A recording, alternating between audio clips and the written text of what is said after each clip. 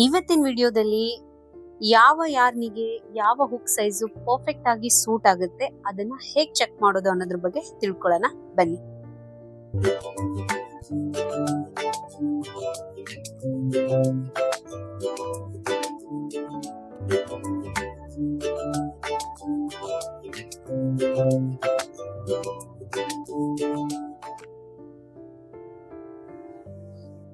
Hi crochet lovers, ನಿಮ್ಗೆಲ್ಲ Shri crochet ಹಬ್ಗೆ ಸ್ವಾಗತ. ನಾನ್ ನಿಮ್ ಶ್ರೀದೇವಿ.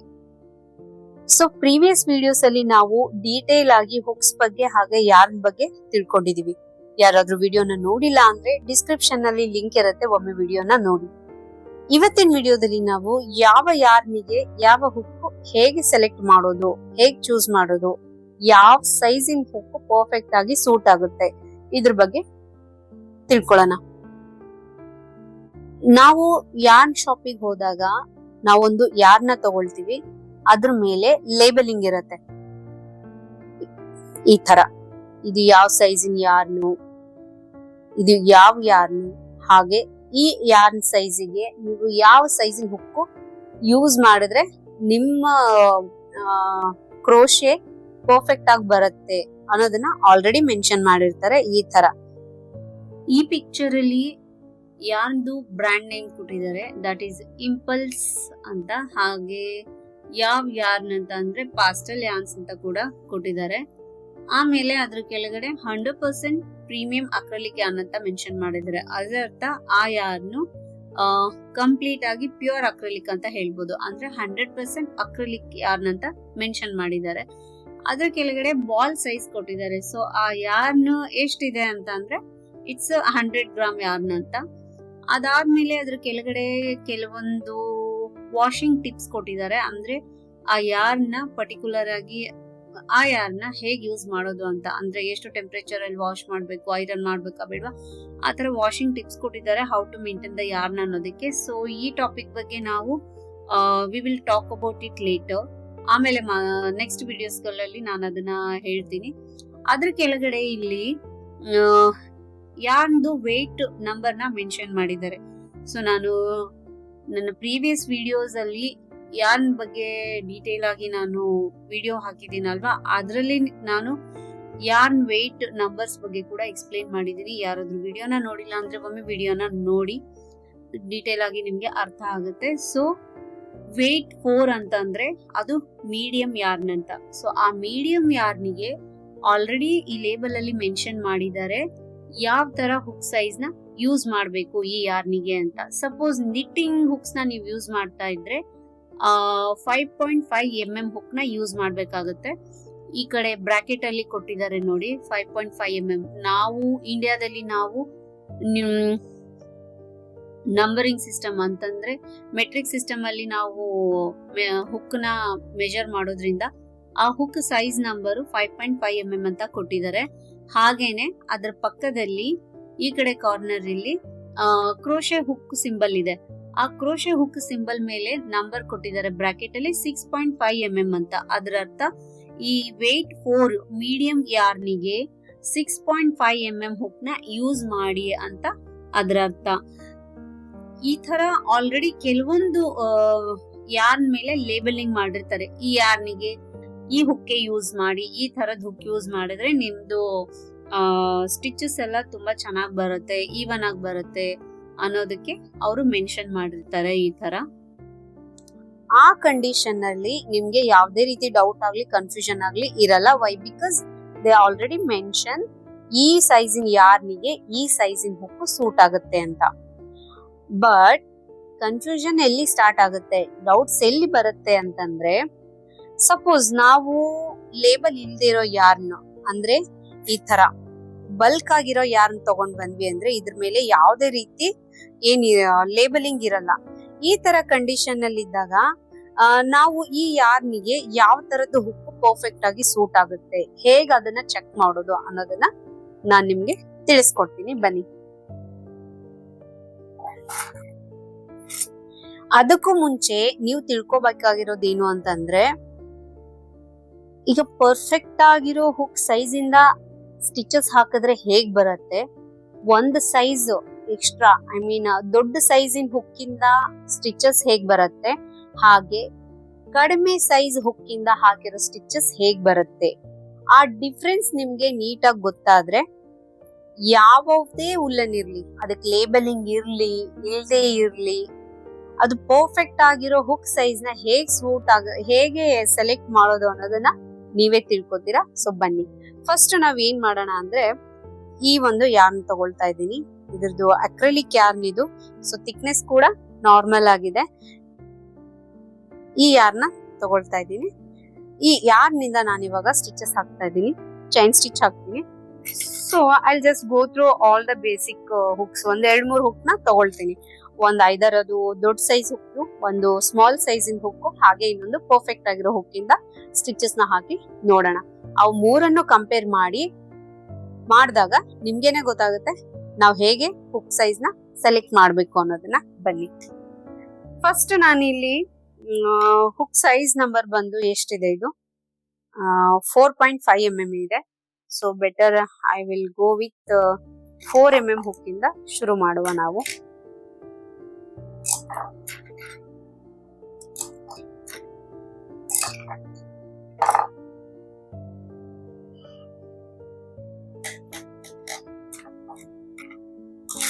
ಓಕೆ,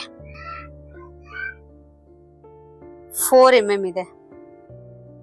ಈ 4 mm ಹುಕ್ಕಿಂದ ಹಾಕ್ತೀನಿ.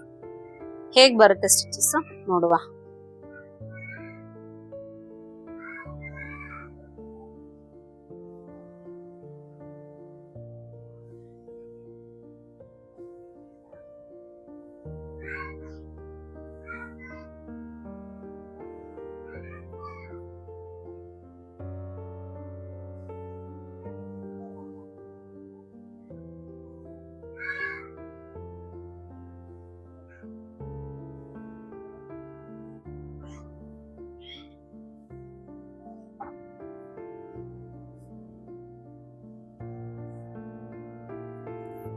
ಇದು ವಿಸಿಬಲ್ ಇದೆ ಅಲ್ವಾ?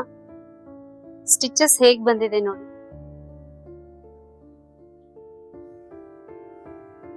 ಸ್ಟಿಚಸ್ ಲೂಸ್ ಆಗಿದೆ ಸ್ವಲ್ಪ ಅಲ್ವಾ?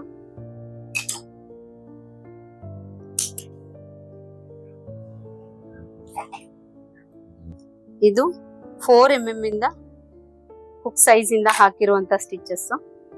ಹಾಗೆ ಈಗ ನಾನು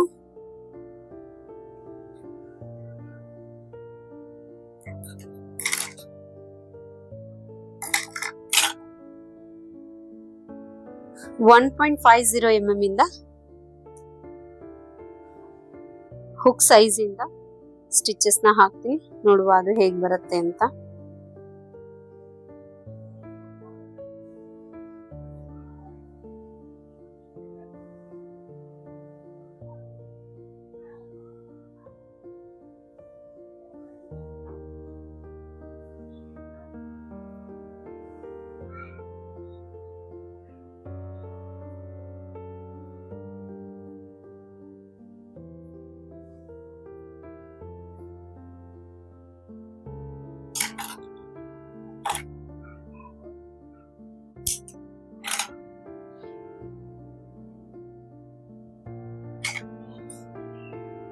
ಇದು 1.5 mm ಇಂದ ಹಾಕಿರುವಂತದ್ದು.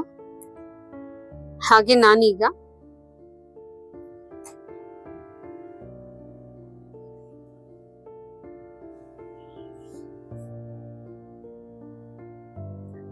.5 ಇದೆ. ನಾನೀಗ 2 mm ಇಂದ 2 mm ಹುಕ್ ಸೈಜ್ ಇಂದ ಸ್ಟಿಚಸ್ ನ ಹಾಕ್ತಾ ಇದ್ದೀನಿ.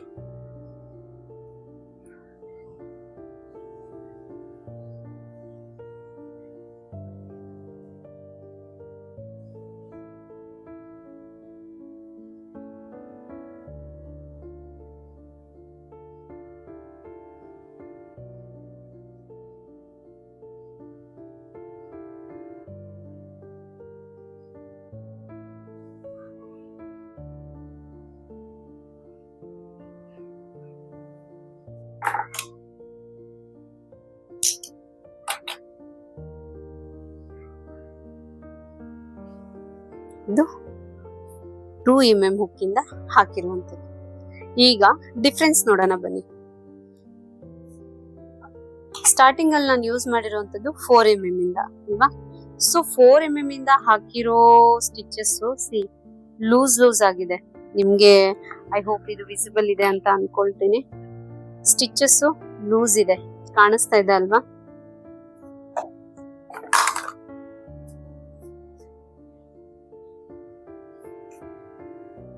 ಲೂಸ್ ಇದೆ ಸ್ಟಿಚಸ್. ಇಲ್ಲೆಲ್ಲ ನಿಮ್ಗೆ ಹೋಲ್ ಕಾಣಿಸ್ತಾ ಇದೆ ಅಲ್ವಾ ಲೂಪ್ಸ್ ಅಲ್ಲಿ ಇಲ್ಲೆಲ್ಲ. ಸೊ ಇದು ಸ್ಟಿಚಸ್ ಲೂಸ್ ಆಗಿದೆ. ಸೊ ಏನಾಗುತ್ತೆ ಅಂದ್ರೆ ಈ ಯಾರ್ನ್ ಸೈಜು ಏನಾದ್ರೂ ಇರ್ಲಿ ಅವ್ರು ಲೇಬಲಿಂಗ್ ಮಾಡಿಲ್ಲ, ಸೊ ಅದ್ರ ಮೇಲೆ ಯಾವ ಹುಕ್ ಸೈಜ್ ನ ಯೂಸ್ ಮಾಡಿ ಅನ್ನೋದು ಮೆನ್ಷನ್ ಮಾಡಿಲ್ಲ ಅಂತ ಅಂದಾಗ ನೀವು ಶಾಪಿಗೆ ಹೋಗಿ ಯಾರ್ನ ತಗೊಂಡಾಗ ಹುಕ್ಸ್ ನ ಕೂಡ ನೀವು ಕೇಳಿ. ಆಗ ಈ ತರ ನೀವು ಚೈನ್ ಸ್ಟಿಚಸ್ ನ ಹಾಕಿ ನೋಡಿ. ಈ ತರ ನಿಮ್ಗೆ ಇದು ಲೂಸ್ ಆಗಿ ಸ್ಟಿಚಸ್ ಬರ್ತಾ ಇದೆ ಅಂದ್ರೆ ಆಬ್ವಿಯಸ್ಲಿ ನೀವು ಈ ಉಲ್ಲನಿಗೆ ಈ ಯಾರ್ನಿಗೆ ಬೇಕಾಗಿರೋ ಹುಕ್ ಸೈಜ್ ಗಿಂತ 1 ನಂಬರ್ ಅಥವಾ 2 ನಂಬರ್ ಎನಿಹೌ ನೀವು ಜಾಸ್ತಿ ಸೈಜ್ ಹುಕ್ ನ ಯೂಸ್ ಮಾಡಿದೀರಾ ಅಂತ ಅಂದ್ರೆ ದೊಡ್ಡ ಸೈಜ್ ಹುಕ್ ನ ಯೂಸ್ ಮಾಡಿದೀರಾ. ಸೊ ಹಾಗಾಗಿ ನಿಮ್ಗೆ ಇಲ್ಲಿ ಈ ತರ ಲೂಸ್ ಸ್ಟಿಚಸ್ ಬರ್ತಾ ಇದೆ. ಹಾಗೆ ಇನ್ನು ನಾನು ಈಗ ನೆಕ್ಸ್ಟ್ ಈ ಹುಕ್ ಇಂದ ಹಾಕಿದ್ದೆ ಅಲ್ವಾ 1.50 ಇಂದ. ಸೊ ಇಲ್ಲಿ ನೋಡಿ, ಇದು ಇಡುವಾಗ್ಲೇನೆ ಶೇಪ್ ನೋಡಿ ಹೇಗಾಗ್ತಿದೆ, ಹೀಗೆ ಕರ್ವಿ ತರ ಇದೆ, ಸ್ಟ್ರೈಟ್ ಆಗಿ ಬರ್ತಾ ಇಲ್ಲ. ಇವೊಂದು ನಾನು ಹೀಗೆ ಹಿಡಿದ್ರು ಅದು ಹಾಗೇನೆ ಹೋಗುತ್ತೆ. ಸಿ ನಾನು ಈಗ ಟೈಟ್ ನೀಟಾಗಿ ಹಿಡ್ಕೊಂಡ್ರು ಅದು ತಿರ್ಗಾ ಹೋಗುತ್ತೆ. ಈ ವೈ ಬಿಕಾಸ್ ಇದು ಇವಾಗ ಸ್ಟಿಫ್ ಆಗಿದೆ, ಅಂದ್ರೆ ಸ್ಟಿಚಸ್ ತುಂಬಾ ಟೈಟ್ ಆಗಿ ಬಂದಿದೆ. ನೋಡಿ ಇಲ್ಲಿ ಸ್ಮಾಲ್ ಇದೆ ಸ್ಟಿಚಸ್, ಈ ಒಂದು ಟೈಟ್ ಆಗಿದೆ. ಯಾವಾಗ ನಿಮ್ಮ ಯಾರ್ನ ಸ್ಟಿಚಸ್ ಟೈಟ್ ಆಗಿ ಬರುತ್ತೋ ಆಗ ಈ ಒಂದು ಶೇಪ್ ಇದಲ್ವಾ ಇದ್ರದ್ದು ಹೀಗೆ ಕರ್ವಿ ತರ ಟೈಟ್ ಆಗೋದು, ಹೀಗೆ ಸೊಟ್ಟ ಆಗೋದು, ಆ ತರ ಎಲ್ಲ ಆಗಕ್ಕೆ ಸ್ಟಾರ್ಟ್ ಆಗುತ್ತೆ. ಈವನ್ ಸ್ಟಿಚಸ್ ಕೂಡ ತುಂಬಾ ಟೈಟ್ ಆಗಿ ಬರುತ್ತೆ. ಆಬ್ವಿಯಸ್ಲಿ ಟೈಟ್ ಆದ್ರೆ ಅದ್ರ ಶೇಪ್ ಚೇಂಜ್ ಆಗುತ್ತೆ. ಸೊ ಇದರಿಂದ ನಿಮ್ಗೆ ಏನ್ ಗೊತ್ತಾಗುತ್ತೆ, ಸೊ ಈ ಯಾರ್ನು ಬೇಕಾಗಿರೋ ಸೈಜ್ ಗಿಂತ ನಾನು ಕಡಿಮೆ ಸೈಜ್ ಹುಕ್ ಅಲ್ಲಿ ಅಂದ್ರೆ ಸ್ಮಾಲ್ ಸೈಜ್ ಹುಕ್ ಇಂದ ಸ್ಟಿಚ್ ಮಾಡ್ಕೊಂಡಿದೀನಿ. ಸೊ ಹಾಗಾಗಿ ಇದ್ರದ್ದು ಈ ತರ ಟೈಟ್ ಆಗಿ ಸ್ಟಿಚಸ್ ಟೈಟ್ ಆಗಿ ಬರ್ತಾ ಇದೆ, ಹಾಗೆ ಇದ್ರ ಶೇಪ್ ಕೂಡ ಚೇಂಜ್ ಆಗ್ತಾ ಇದೆ. ಸೊ ಇದು ಈ ಯಾರ್ನಿಗೆ ಸೂಟ್ ಆಗಲ್ಲ. ಇನ್ನು ನೆಕ್ಸ್ಟ್ ನಾನು ಹಾಕಿರೋದು 2mm ಇಂದ ಅಲ್ವಾ. ಸೊ 2mm ಇಂದ ಹಾಕಿರೋ ಹುಕ್ ಇಂದ ಸ್ಟಿಚಸ್ ಹೇಗ್ ಬಂದಿದೆ ಅಂತ ನೋಡುವ. ಇಲ್ಲಿ ನೋಡಿ, ಯೂನಿಫಾರ್ಮ್ ಆಗಿದೆ ಸ್ಟಿಚಸ್, ಒಂದು ದೊಡ್ಡದು ಚಿಕ್ಕದು ಆ ತರ ಇಲ್ಲ. ಕರೆಕ್ಟ್ ಅಲ್ವಾ? ನೋಡೋದಿಕ್ಕೆ ಒಂದೇ ತರ ಬಂದಿದೆ. ಐ ಹೋಪ್ ನಿಮ್ಗೆ ವಿಸಿಬಲ್ ಇದೆ ಅಂತ ಅನ್ಕೊಳ್ತೀನಿ. ಒಂದೇ ತರ ಬಂದಿದೆ ಹುಕ್ಕು ಏನೋ ಸ್ಟಿಚಸ್. ಆಮೇಲೆ ಈ ತರ ಬಿಟ್ರೆ ಹಾಗೆ ಸೊಟ್ಟ ಆಗ್ಲಿಲ್ಲ, ನೀಟಾಗಿ ಕೂತಿದೆ, ಪ್ಯಾಟರ್ನ್ ಸರಿಯಾಗಿ ಬಂದಿದೆ. ಇದು 2mm ಇಂದ ಹಾಕಿರೋಂಥದ್ದು ಸ್ಟಿಚ್ಚು. ಇದು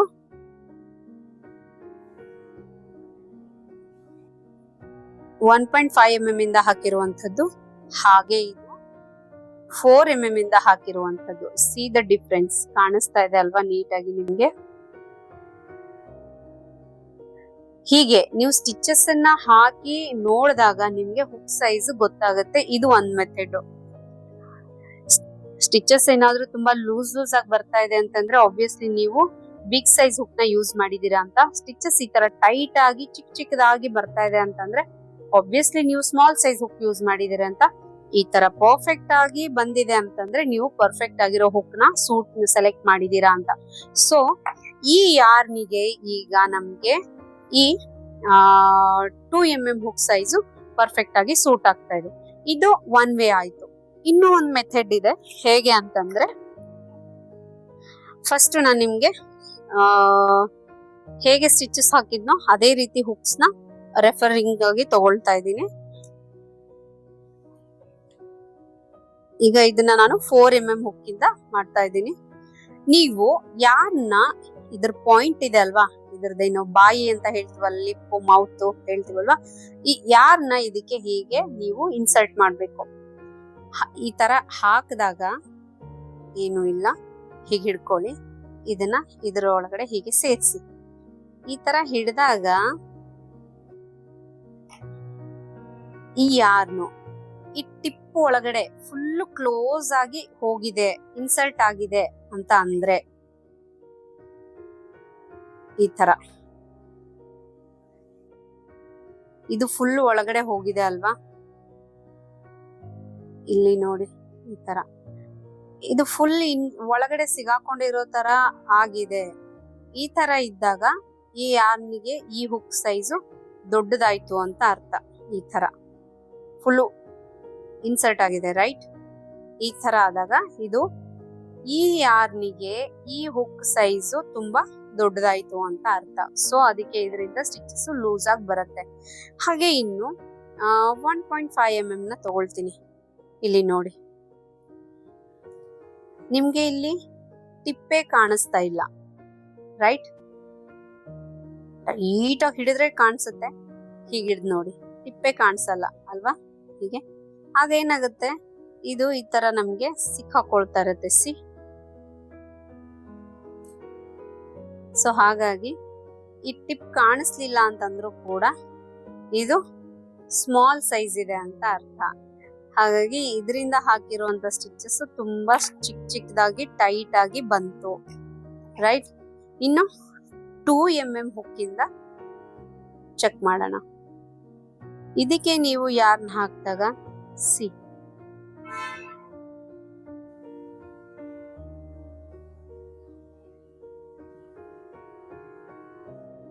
ಟಿಪ್ ಕಾಣಿಸ್ತಾ ಇದೆ ಅಲ್ವಾ?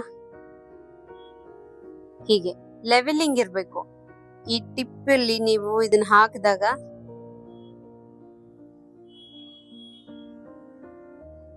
ಲೆವೆಲಿಂಗ್ ಇಲ್ಲಿಂದ ಹೇಗೆ ಲೆವೆಲಿಂಗ್ ಇರ್ಬೇಕು. 4 mm ಹುಕ್ಕಿಗೆ ಹಾಕಿದಾಗ ಫುಲ್ ಒಳಗಡೆ ಇನ್ಸರ್ಟ್ ಆಯ್ತು. ಸೊ 1.5 mm ಹುಕ್ ಹಾಕಿದಾಗ ಅದು ಟಿಪ್ ಕಾಣಿಸ್ತಾನೆ ಇರ್ಲಿಲ್ಲ. ಸೊ ಈ ಹುಕ್ ಅಲ್ಲಿ ನಿಮ್ಗೆ ಕ್ಲಿಯರ್ ಆಗಿ ಕಾಣಿಸ್ತಾ ಇದೆ. ಈ ತರ ನೀವು ಹುಕ್ಕಿಗೆ ಯಾರ್ನ ಇನ್ಸರ್ಟ್ ಮಾಡಿದಾಗ ಇದು ಒಂದೇ ಲೆವೆಲಿಗೆ ಇರ್ಬೇಕು. ಈ ತರ ಹೀಗೂ ನೀವು ಚೆಕ್ ಮಾಡ್ಬೋದು. ಇದು ಈ ತರ ಒಂದೇ ಲೆವೆಲಿಗೆ ಇದ್ರೆ ಪರ್ಫೆಕ್ಟ್ ಆಗಿರೋ ಹುಕ್ ನ ನೀವು ಚೂಸ್ ಮಾಡಿದೀರಾ ಅಂತ ಅರ್ಥ. ಐದರ್ ನೀವು ಈ ತರ ಸ್ಟಿಚಸ್ ನ ಹಾಕಿ ಟೆಸ್ಟ್ ಮಾಡ್ಬೋದು, ಇಲ್ಲ ಸ್ಟ್ರೈಟ್ ಅವೇ ನೀವು ಈ ತರ ಹಾಕಿದ್ರೆ ಇದು ಒಂದ್ ಲೆವೆಲಿಗೆ ಕಾಣಿಸ್ಬೇಕು ಅಲಾಂಗ್ ವಿತ್ ಟಿಪ್. ಕಾಣಿಸ್ತಾ ಇದೆ ಅಲ್ವಾ? ಸೊ ಈ ತರ ಕಾಣಿಸಿದ್ರೆ ಕರೆಕ್ಟ್ ಆಗಿದೆ ಅಂತ ಅರ್ಥ. One more time I am going to show you. ಈ 4 mm ಹಾಕಿದಾಗ ಇದು ಫುಲ್ ಒಳಗಡೆಗೆ ಇನ್ಸರ್ಟ್ ಆಗಿದೆ. ಇದ್ರ ಟಿಪ್ ಜಾಸ್ತಿ ವಿಸಿಬಲ್ ಇದೆ, ಕಾಣಿಸ್ತಾ ಇದೆ. ಅದರಿಂದ ಗೊತ್ತಾಗುತ್ತೆ ನಿಮ್ಗೆ ಇದು ದೊಡ್ಡ ಸೈಜ್ ಅಂತ. ಹಾಗೆ ಚಿಕ್ಕದ ಹಾಕಿದಾಗ ನಿಮ್ಗೆ ಟಿಪ್ ಕಾಣಿಸೋದೇ ಇಲ್ಲ. ಟಿಪ್ಗಿಂತ ಉಲ್ಲನ್ನೇ ದಪ್ಪ ಕಾಣಿಸ್ತಾ ಇದೆ, ಹಾಗಾಗಿ ಇದು ಸ್ಮಾಲ್ ಸೈಜ್ ಅಂತ ಅರ್ಥ ಆಯ್ತು. ಹಾಗೆ ಈ ಹುಕ್ ಹಾಕಿದಾಗ ನಿಮ್ಗೆ ಇದು ಒಂದೇ ಲೆವೆಲಿಗೆ ಬಂದಿದೆ. ಈ ತರ ಇದ್ದಾಗ ಇದು ಪರ್ಫೆಕ್ಟ್ ಆಗಿರೋ ಹುಕ್ ನ ನೀವು ಸೆಲೆಕ್ಟ್ ಮಾಡಿದೀರಾ ಅಂತ ಅರ್ಥ. ಐದರ್ ನೀವು ಆ ವೇನಲ್ಲಾದ್ರೂ ಹೋಗ್ಬೋದು, ಇಲ್ಲ ಈ ತರ ಹೀಗೆ ಚೆಕ್ ಮಾಡೋ ವೇನಲ್ಲಾದ್ರೂ ನೋಡ್ಬೋದು. ಇದರಿಂದ ನಿಮ್ಗೆ ಲೇಬಲಿಂಗ್ ಇಲ್ಲ ಅಂದ್ರೂ ಯಾವ ಯಾರ್ನಿಗೆ ಯಾವ ಹುಕ್ಕು ಹೇಗೆ ಪರ್ಫೆಕ್ಟ್ ಆಗಿ ಚೂಸ್ ಮಾಡೋದು ಅನ್ನೋದು ಗೊತ್ತಾಗತ್ತೆ ನಿಮ್ಗೆ. ಐ ಹೋಪ್ ನಿಮ್ಗೆ ಅರ್ಥ ಆಗಿದೆ ಅಂತ. ಏನಾದ್ರೂ ಡೌಟ್ಸ್ ಇದ್ರೆ ಕಮೆಂಟ್ ಅಲ್ಲಿ ತಿಳಿಸಿ, ನಾನು ನಿಮ್ಗೆ ಮತ್ತೆ ಎಕ್ಸ್ಪ್ಲೇನ್ ಮಾಡ್ತೀನಿ. Till then take care, bye by.